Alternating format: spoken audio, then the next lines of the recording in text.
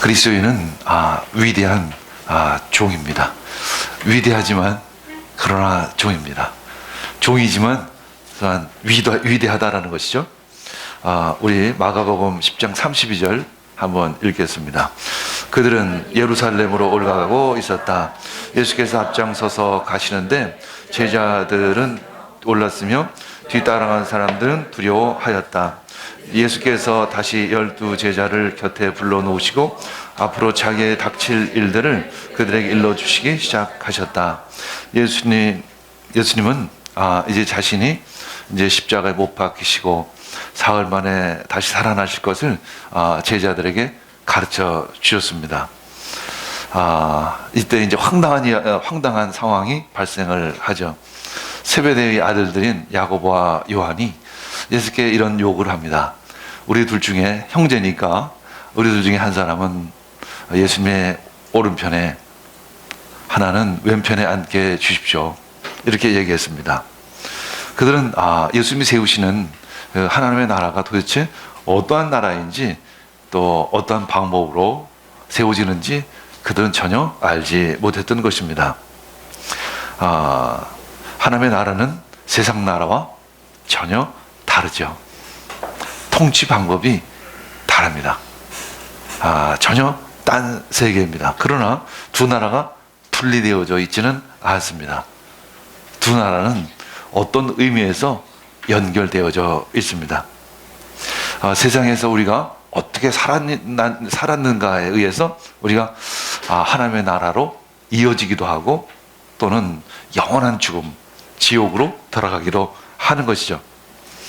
세상에서 그리스도를 믿는 믿음을 가지고 하나님의 방식으로, 하나님의 말씀으로 따라 살아가면 그 끝이 바로 영원한 생명으로 이어지는 것입니다. 하나님의 나라는 이 세상 나라와 전혀 다릅니다. 질적으로도 다르고 형태도 다르고 하나님이 통치하시는 방법도 전혀 다릅니다. 그러나 어떤 의미에서는 연결되어져 있다는 것이죠. 이때 예수님께서 그들에게 말씀하십니다. 너희는 너희가 구하는 것이 무엇인지 잘 모르고 있구나. 너희들이 뭔가를 굉장히 크게 오해하고 있구나. 내가 마시는 잔을 너희가 마실 수 있고, 내가 받는 세례를 너희가 받을 수 있겠느냐? 이렇게 질문을 하십니다. 내가 지금 십자가에 못 박히러 예루살렘으로 올라가고 있는데 너희들도 그 십자가를 질 수 있느냐? 이렇게 말씀하시는 것입니다.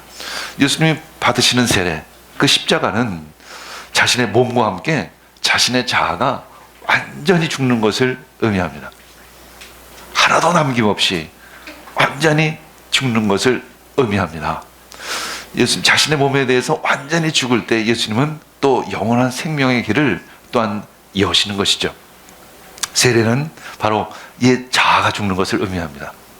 또한 옛 자아가 죽어야만 새 자아가 살아나는 것입니다. 이제 십자가를 통해서 우리는 새로운 사람으로 거듭나야 합니다. 예수님의 그 십자가, 그리고 부활의 사건을, 그것을 믿음으로 우리는 받는 것입니다. 그러므로 말미암아 우리는 예수님이 하신 일이 나의 일이 되는 것과 같은 것입니다. 또한 우리는 그런 마음으로 이 땅을 살아가야 하는 것이죠. 이제 이 세상 백성에서 하나님의 백성으로 새로 태어나는 것입니다. 우리는 세상에서 살아가고 있지만 우리는 세상 사람으로 살아가는 것이 절대 아닙니다. 근데 가끔 그리스도인들을 보면, 가끔이 아니라 자주 세상 사람이 아님에도 불구하고 세상 사람으로 살아가는 경우가 참으로 많이 있죠. 우리는 하나님의 사람으로, 하나님의 백성으로 이 땅을 살아가야 합니다. 물론 지금 이 땅은 세상 나라라고 할 수 있습니다. 그렇기 때문에 하나님의 백성으로 이 세상을 살아간다는 것이 때로는 어려울 때가 굉장히 많이 있습니다. 갈등을 겪을 때도 있을 것입니다. 고난을 받을 때도 있을 것입니다.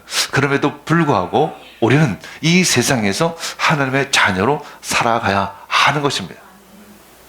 그때 때가 되면 진정한 하나님의 나라가 우리들의 삶 가운데 성취되어질 것입니다. 우리는 영원한 천국으로 들어가게 될 것입니다. 만약에 우리가 세상 사람으로 그냥 살아간다면 그는 아마 그리스도인이 아닐 것입니다. 그리스도인이 아니라면 그 끝은 천국이 분명 아닌 것이죠. 이제 우리는 거듭나게 되어지면 몇 가지 우리는 하나님 주시는 은혜를 맛볼 수가 있습니다. 그 첫 번째가 진리 안에서의 자유함입니다. 진리가 너희를 자유케 하리라. 가끔 우리 세상을 살아가다 보면 어떤 의미에서는 우리 모두 중독 상태에서 살아간다라고 볼 수도 있습니다. 중독은 어떤 의미에서 자기에게 빠지는 것이죠. 게임을 한다고 해서 누구나 중독에 빠지는 것은 아닙니다.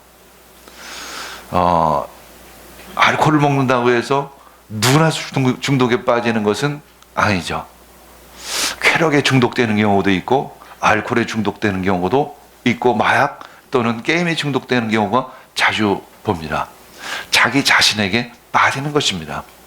그러나 자기 부인이 된 사람에게는 이 중독에 걸리지 않습니다. 자기 십자가를 지면서 살아가는 사람은 절대 중독될 이유가 없는 것입니다. 그 사람에게는 좋은 차를 타던 별로 좋지 않은 차를 타던 좋은 식당에 가던 아니면 평범한 식당에 가던 그것이 그렇게 중요하지 않기 때문에 그런 것입니다. 그럼 무엇을 먹든지 감사할 수 있는 것이죠. 물론 그도 역시 우리들도 역시 어느 정도의 불편함은 있습니다. 그러나 그것으로 인해서 불행해지거나 그로 인해서 슬퍼지거나 그것으로 인해서 분노하지는 않는 것입니다. 대골 같은 집에 살든지 아니면 작은 집에 살든지 약간의 불편함은 느낄 수 있겠지만 그것으로 인해서 자신의 삶에 대해서 우울증에 빠지거나 회의에 빠지지는 않는다는 것입니다. 중독되지를 않습니다. 자유함이 그에게는 있다는 것이죠. 그래서 우리는 그런 자유함 가운데 자기 자신에게 빠지지 않기 때문에 또한 이웃을 생각할 수가 있는 것이죠. 자신에게 빠져 있는 사람은 이웃을 생각할 겨를이 없습니다. 하나님을 생각한다고 하지만 그 하나님을 생각하는 것도 사실은 자기 자신을 위해서 하나님을 믿는 것뿐인 것입니다. 그는 사실은 믿음이 없는 것과 같은 것이죠. 사실 그는 헛된 우상을 섬기고 있는 것입니다. 진정 하나님을 섬기는 사람은 자기에게 빠지지 않습니다. 그래서 우리는 이웃을 생각할 수 있고 이웃을 섬길 수 있는 그런 마음의 여유로움이 있는 것입니다.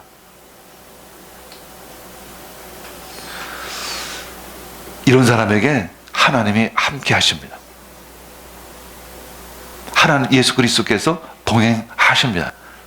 여러분들은 그 예수님께서 우리와 동행하신다라는 그런 진정한 의미가 얼마나 큰지를 잘 알지를 못합니다. 예수님이 함께 하신다는 것. 우리 대단한 권력자가 내 친구다 아니면 내 아버지다라고 얘기한다면 대충 어느 정도 실감이 날 것입니다.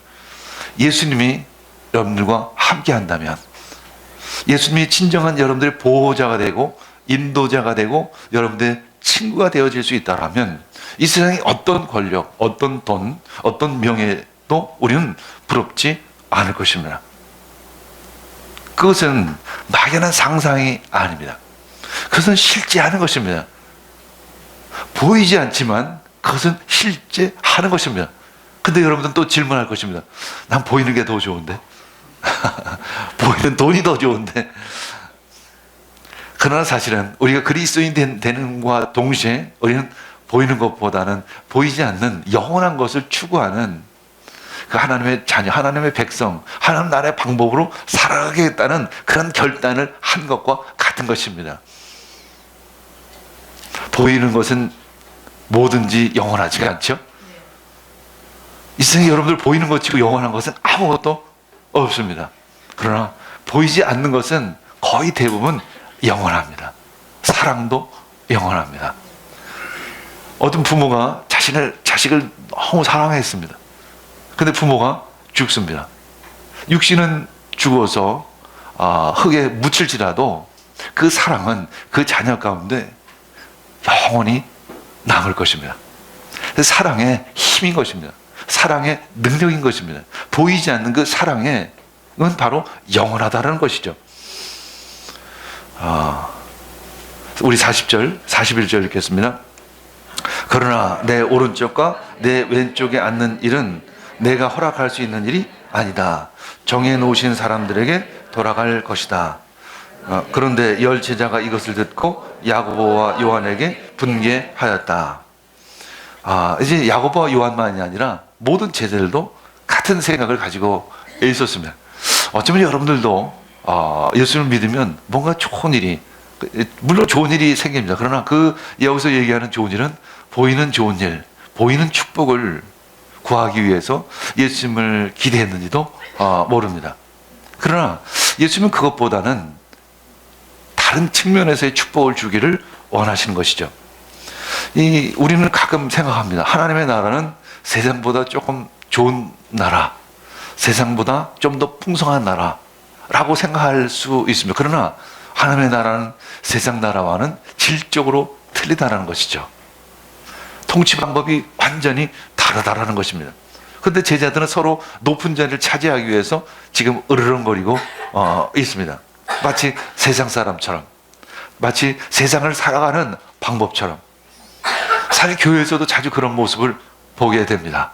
누가 더 높은 자리를 차지하느냐, 누가 장로가 될 것이냐, 누가 높은 직분을 차지할 것이냐, 이것에 보이지 않는 다툼이 있습니다. 이것은 진정한 그리스도인의 모습은 절대 아닐 것입니다. 교회는 천국의 문 앞에 있는 공동체입니다. 그래서 사실 어느 정도 세상의 영향력을 받을 수밖에 없죠. 그러나 우리는 세상의 영향력을 받아서 이 교회 생활을 하는 것이 아니라 하나님의 말씀에 따라 하나님의 법으로 이 공동체 생활을 우리는 해야 하는 것입니다.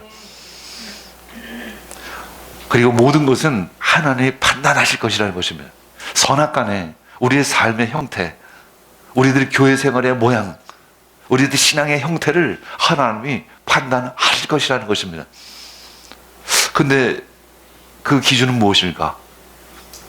물론 하나님의 말씀입니다. 하나님의 말씀으로 하나님은 우리를 판단하실 것입니다. 그래서 하나님이 판단하시기 때문에 우리 세상에서 무슨 시험을 본다라고 하면 대충은 어느 정도 어림잡을 수 있습니다. 내가 수능 성적이 이번에 한 300점 정도 나오겠다, 뭐 한 400점 정도 나오겠다, 대략 어림잡을 수가 있죠. 그런데 자신의 신앙의 성적은 사실은 어림잡기가 참 어렵습니다.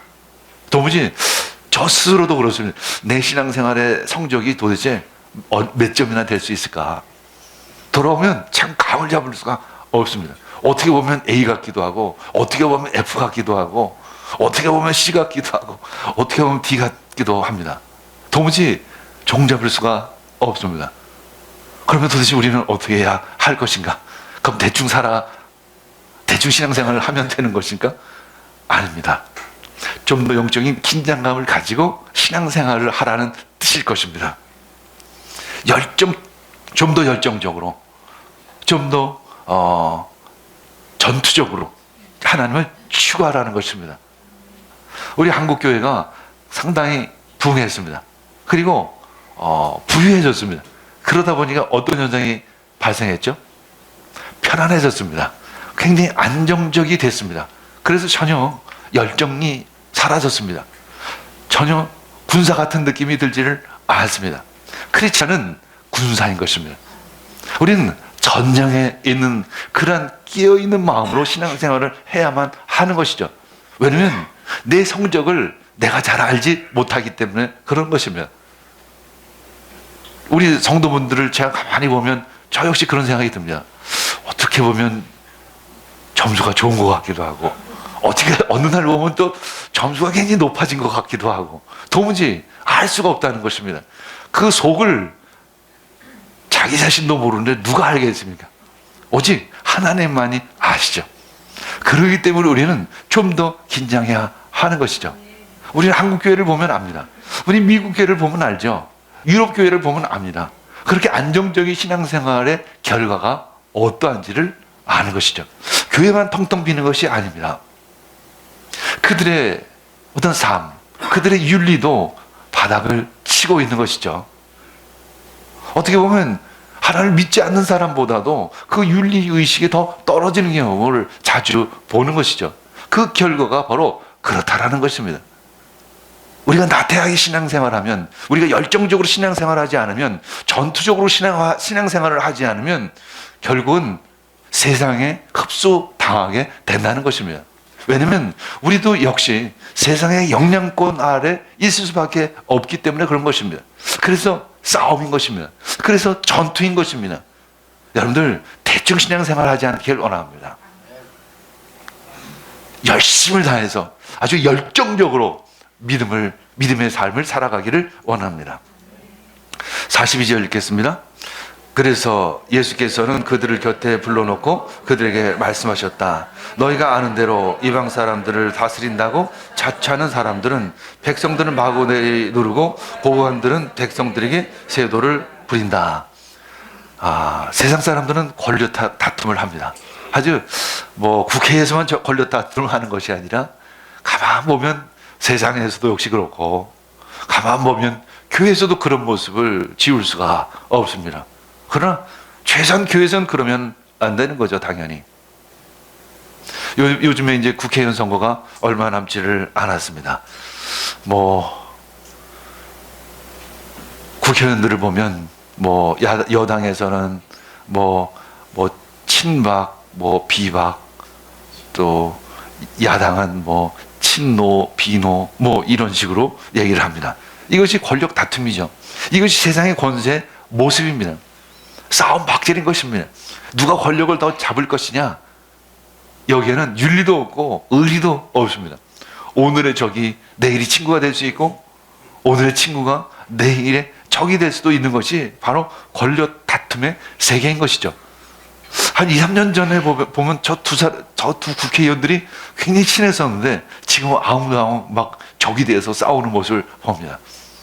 그리고 또 이렇게 돌아보면 어느새 또 친해서 같이 지내는 모습을 보죠. 그들의 삶의 기준은 오직 권력인 것이죠.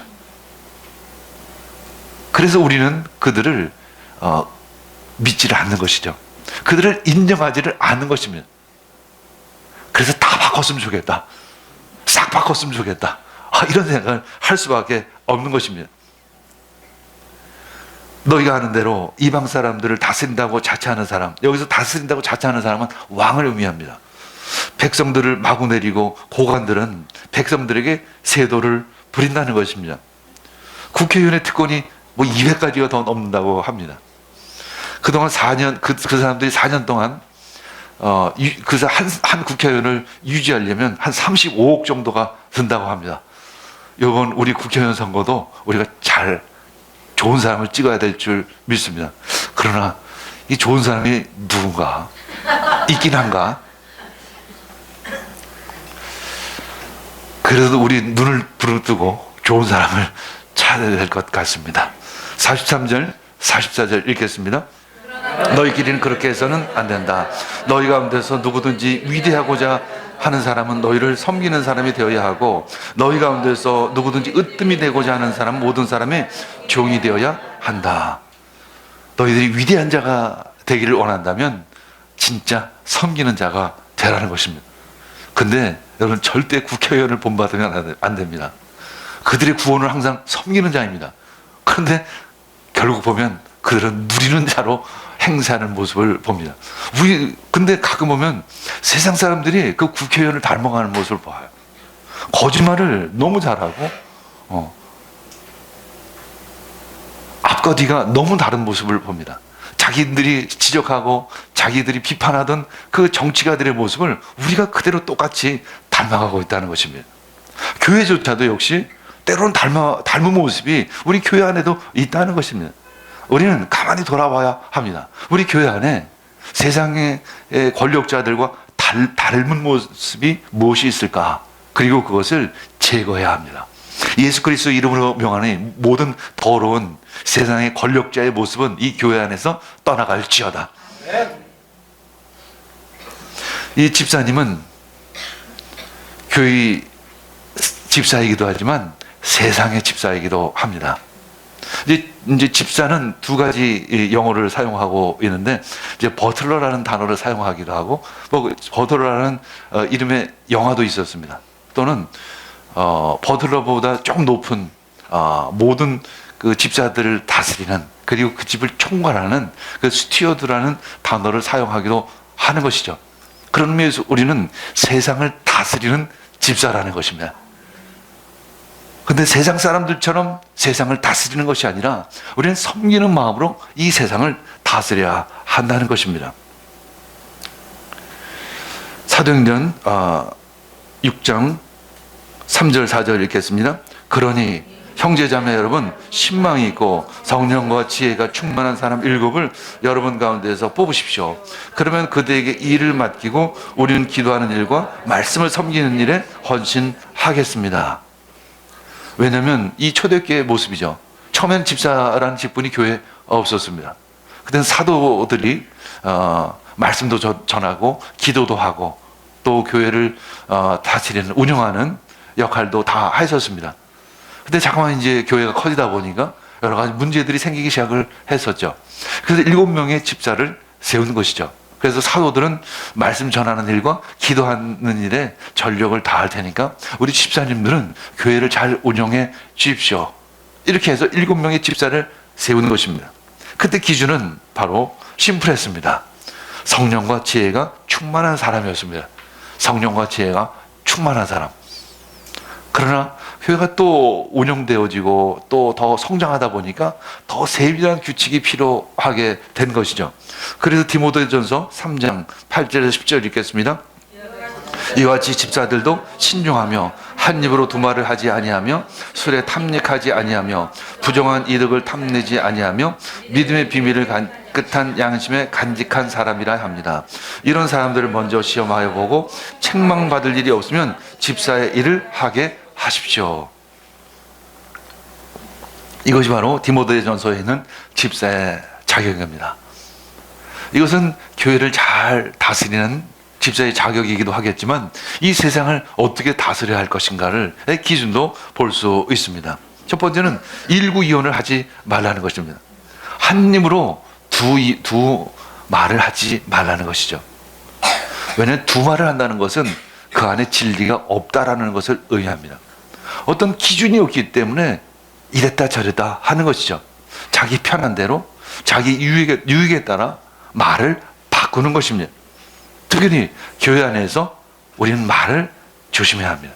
특별히 남을 비판하는 것, 비방하는 일을 삼가야 하는 것입니다. 많은 교회들이 이 성도 간의 비난으로 말미암아 몸살을 앓죠. 이 모든 것이 그냥 은혜로 덮는 것이 교회의 모습이기도 합니다. 그것은 잘못된 일입니다. 은혜는 거기서 쓰는 것이 아닙니다. 교회만큼 하나님의 법, 하나님의 말씀이 충만한 것이 없습니다. 교회만큼 질서가 분명한 것이 없는 것입니다. 그래서 교회 지도자를, 하나님은 교회 지도자를 세우는 것입니다. 하나님의 법에 따라 교회를 잘 섬기라는 것이죠. 우리 교회에서는 그런 일이 있을 수가 없습니다. 만약에 저는 그런 일이 있으면 분명히 이야기합니다. 두 번째, 술에 탐닉하지 말라는 것이죠. 술에 취하지 말라는 것입니다. 세 번째, 비열한 수단으로 사소한 이익을 취하지 말라는 것입니다. 사소한 이익, 어느 정도 사소한 것일까? 가끔 교회에서 아주 작은 것 때문에 문제가 생기고 또 분열이 일어나는 경우가 있습니다. 점심때 남은 그 찬밥, 반찬, 남은 떡, 이것을 인해서 이걸 누가 가져가느냐에 의해서 이 분열이 나기도 합니다. 왜냐하면 그것은 떡 이상의 의미를 각자는 부여하고 있기 때문에 그런 것이죠. 저 떡을 가지고 가는 사람은 이 교회에서 힘 있는 사람일 것이다. 이렇게 스스로 생각을 하는 것인, 그래서 거기에서 분열이 일어나기 시작을 합니다. 그래서 저는 절대 아무리 작은 찬밥일지라도 개인적으로 이유 없이 가져가지 마십시오. 물론 가져가는 사람은 그 이유 때문에 가져가는 거 아니에요. 나와서 벌 것 같으니까 그냥 섬기는 마음으로 가져가지만 다른 사람 눈에는 그렇게 비춰지지가 않는다는 것이 또 문제예요. 저 사람이 교회에 힘이 있구나. 저 사람한테 붙어야지. 아니면 나도 힘을 좀 가져야지. 그런 생각을 갖기가 참 쉽다라는 것이죠. 그래서 제가 말합니다. 내가 다 먹을 테니까 그냥 놔두십시오. 왜냐면 차라리 밥이 썩는 게 낫지 교회가 썩는 것보다는 밥이 썩는 게 훨씬 더 낫기 때문에 그런 것입니다. 네 번째, 깨끗한 양심 그리고 선한 양심을 가진 사람이라 한다는 것입니다. 이것은 마치 보석을 보관할 수 있는 이 작은 상자를 의미합니다. 그만큼 보석을 지킬 수 있는 사람. 고양이에게 생선을 맡기면 어떻게 되죠? 먹어치웁니다. 특별히 교회 안에서 재정관리, 돈 문제가 가끔 왕왕 일어납니다. 재정관리는 투명해야 합니다. 공적으로 해야 하는 것이죠. 가끔 교회 재정을 가지고 중직들이 식사를 하는 경우가 있습니다. 이건 굉장히 조심해야 될 부분입니다. 그래서 차라리 저는 그렇게 얘기합니다. 절대 집사님들은 교회 돈으로 밥 한 끼도 먹을 생각하지 마십시오. 그것이 깨끗합니다. 괜히 그런 것으로 자본 만들지 마십시오. 다른 사람이 생각할 때는 우리는 밥 한 끼라고 생각하지만 다른 사람이 생각하면 교회 돈으로 밥 먹었대 라고 생각하는 순간 벌써 헌금의 의미가 퇴색되기 시작을 하는 것입니다. 우리는 교회 재정을 투명하게 사용해야 되고 잘 사용해야 합니다. 저는 그래서 수시로 이제 불을 끄면서 답니다. 그럼 우리 심도 사모가 다시 불을 켜죠. 뭐 불을 켜는 것도 좋고 절약하는 것도 좋습니다. 그러나 제가 사실 불을 끄는 이유는 꼭 돈을 절약하기보다는 난 그것보다도 더 큰 의미는 우리가 그런 마음을 가지고 교회 재정을 관리하자라는 것입니다. 다섯 번째, 믿음의 비밀을 가진 자. 하나님과의 어떤 영적인 추억을 가진 사람, 하나님과의 비밀스러운 만남이 있는 사람을 의미합니다. 이 사람은 세상과 타협하지를 않았습니다. 분명한 자신의 믿음이 있기 때문에 그런 것이죠. 가끔 우리 교회에 오시면 하나님의 은혜를 받습니다. 오자마자 은혜를 받는 경우가 많습니다. 그러나 나는 가끔 걱정을 합니다. 그 안에 진정 하나님과의 아주 긴밀한, 아주 비밀스러운 만남이 있을까? 아주 개인적인 주님과의 친밀한 깊은 만남이 있는가라는 질문을 합니다. 여러분들은 하나님과의 깊은 만남이 있어야 하는 것입니다. 그런 추억과 어떤 시간들이 있어야 하는 것이죠. 여섯 번째, 그리고 그것을 시험하라는 것이죠. 겉으로만 보지 말라는 것입니다. 그래서 어느 정도 시간이 필요합니다. 그래서 우리 교회는 어떤 직분을 드리거나 어떤 봉사 자리로 갈 때 최소한 1년 이상은 교회 생활을 한 후에 직분이나 봉사 자리로 섬기는 자리로 인도하죠. 45절 읽겠습니다. 인자는 섬김을 받으러 온 것이 아니라 섬기러 왔으며 많은 사람을 구원하기 위하여 치를 몸값으로 자기 목숨을 내주러 왔다는 것입니다. 예수님은 높은 자리에 앉기 위해서 오신 것이 아니라 십자가에 못 박히시기 위해서 자신을 대성물로 주기 위해서 이 땅 가운데 오셨다는 것입니다. 요즘에 우리 집 앞에 새로 건물을 짓고 있어요. 그래서 골목길이 참 혼잡스럽습니다. 굉장히 불편하죠. 근데 그 관리를 맡고 있는 소장님이 참 일을 잘 하시더라고요. 자그마한 일이 부딪히는 일이 있으면 얼른 뛰어와가지고 이것을 중간에서 잘 중재를 합니다. 그러니까 나도 어떨 때는 좀 기분 나쁠 때가 있어요. 그런데 중간에 와서 그것을 일을 잘 화해를 시키니까 좀 금방 그 기분 나쁜 것도 그래 뭐 다들 자기를 열심히 하려고 하는 건데 하고 이해하는 마음으로 돌이킬 수 있는 것이죠. 이렇게 화해시키는 역할, 중재시키는 역할, 어떤 회복시키는 역할을 넘어서 예수님은 이 인류를 구원하기 위해서 이 땅 가운데 오셨고 십자가에 못 박혀 부으셨다는 것입니다. 하물며 예수 그리스도를 믿는 우리들은 어떻게 해야 할 것인가? 그리스도인들은 도대체 어떻게 해야 할 것인가? 우리는 하나님을 섬기는 종인 것입니다. 우리는 교회를 섬기는 집사인 것이죠. 우리 세상을 다스리는 청지기인 것입니다. 우리는 그런 마음으로 이 땅을 살아가야 될 줄 믿습니다. 바울 사도는 자기 자신을 이렇게 고백합니다. 에베소 3장 7절 상반절 읽겠습니다. 나는 이 복음을 섬기는 일꾼이 되었습니다. 자기 자신을 섬기는 일꾼이다, 이렇게 표현하고 있는 것이죠. 샘 슈메이커에 대해서 이제 그의 아내가 쓴 책에 이런 내용이 있습니다. 내가 문 앞에 서 있네, 이런 제목의 작은 글입니다. 나는 문 앞에 서 있네. 너무 안으로 들어가지도 않고 밖으로 멀리 떠나가지도 않고. 이 뜻은 무엇일까? 우리가 가끔 보면 그 영적인 어떤 충만한 가운데 그냥 빠져서 그 영적인 만족감만을 가지고 살아갈 때가 있습니다. 그러나 그 만족감만을 가지고 살아가지 않고 이제 섬기는 자리로 가야 한다는 것을 의미합니다. 그 문은 이 세상에서 가장 중요한 문, 그것은 사람들이 하나님을 발견하고 들어가는 문.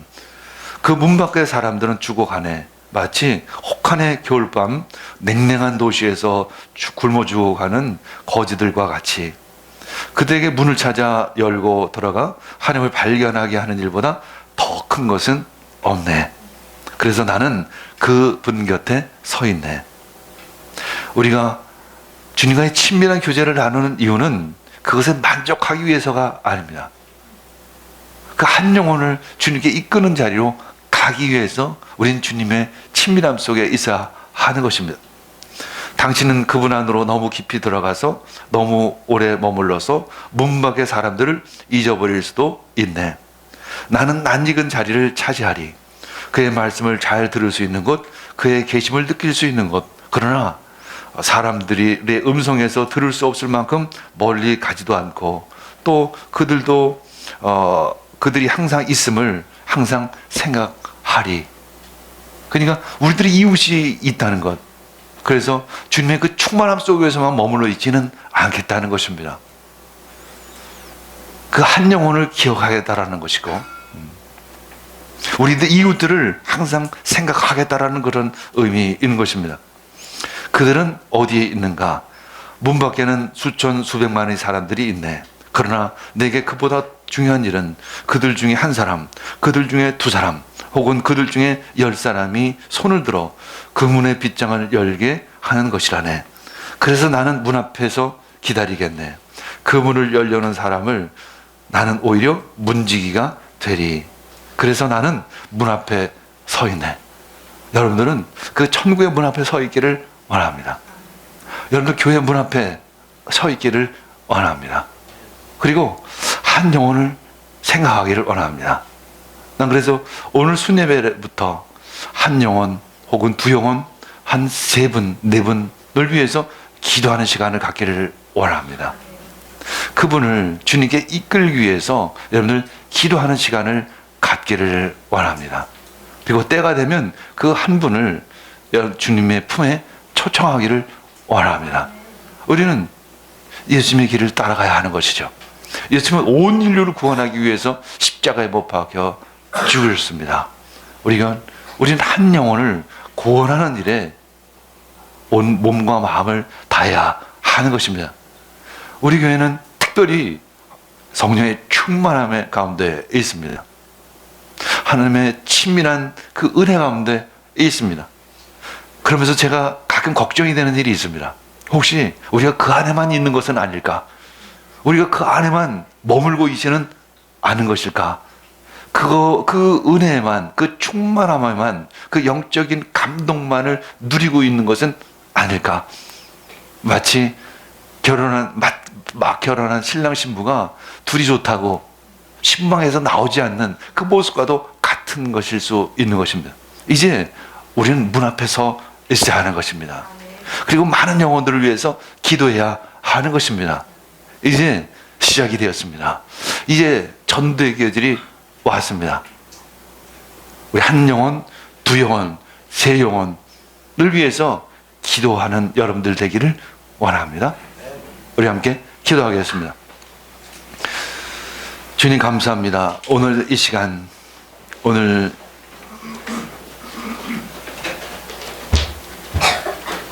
말씀하여 주시니 감사합니다. 저희들이 주의 문 앞에 서 있겠습니다. 그의 문 앞에 서 있겠습니다. 저희들이 주의 임재 안에 있지만 세상을 바라보겠습니다. 그리고 한 영혼을 주님께 초청하는 그 자리로 나아가겠습니다. 이 모든 말씀 예수님의 이름으로 기도합니다. 아멘.